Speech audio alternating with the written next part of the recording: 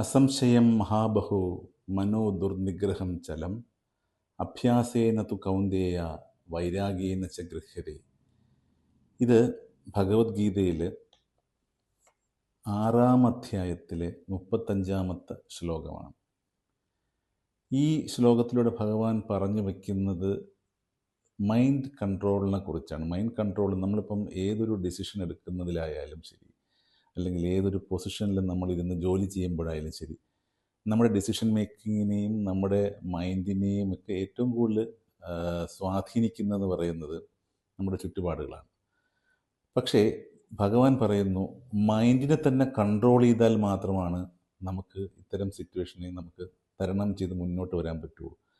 ഈ മൈൻഡിനെ കൺട്രോൾ ചെയ്യുക എന്ന് പറയുന്ന ടാസ്ക് എന്ന് പറയുന്നത് വളരെ ബുദ്ധിമുട്ടുള്ളതാണെന്ന് ഭഗവാൻ തന്നെ പറയുന്നുണ്ട്. അപ്പോൾ ഈ ബുദ്ധിമുട്ടുള്ള ഈ ടാസ്ക് പക്ഷേ ഭഗവാൻ പറയുന്നു ഇറ്റ് ഈസ് അച്ചീവബിൾ എന്ന് പറയുന്നു. എങ്ങനെ?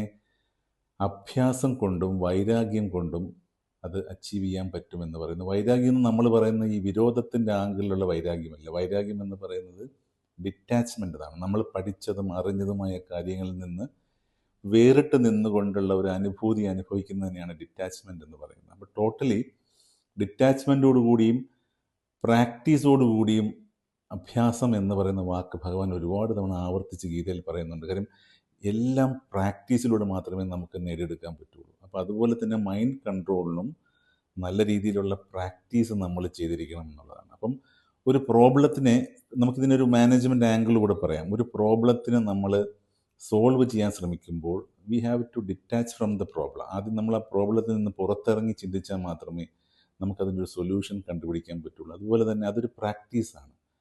സ്ഥിരമായിട്ടുള്ളൊരു പ്രാക്ടീസിലൂടെ മാത്രമേ നമുക്കത് അച്ചീവ് ചെയ്യാൻ പറ്റുള്ളൂ. അപ്പോൾ ഇതൊരു വളരെ ഡെപ്തുള്ള ഒരു ശ്ലോകമാണ്.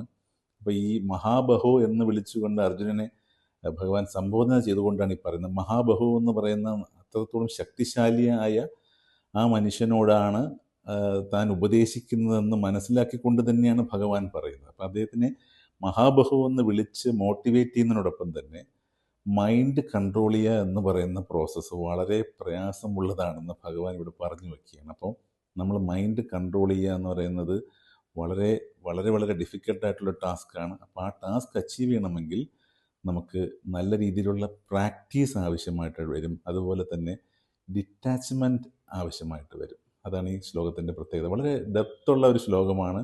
മാനേജ്മെൻറ്റ് പെർസ്പെക്റ്റീവിൽ നമുക്ക് ഒരുപാട് മണിക്കൂറുകളോളം ഇതിനെപ്പറ്റി സംസാരിക്കാൻ പറ്റുന്ന ഒരു ശ്ലോകമാണിത്.